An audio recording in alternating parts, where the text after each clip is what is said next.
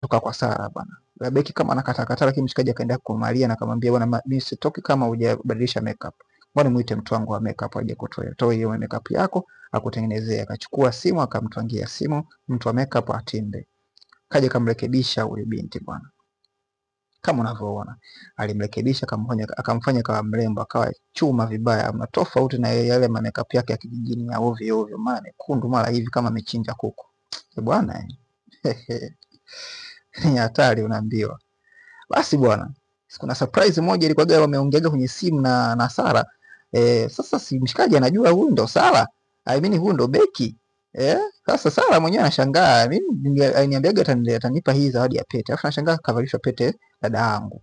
Sasa hii mambo inakuaje? Ikabidi amvute nje akamwambia bwana, unaona unachukua zawadi zangu, kila kitu ambacho nikipanga mimi na mshikaji toka miezi 6 iliyopita, na sasa hivi ndo unavichukua na enjoy, afu wakalumbana, afu mshikaji kama akawa hamuelewi dada yake.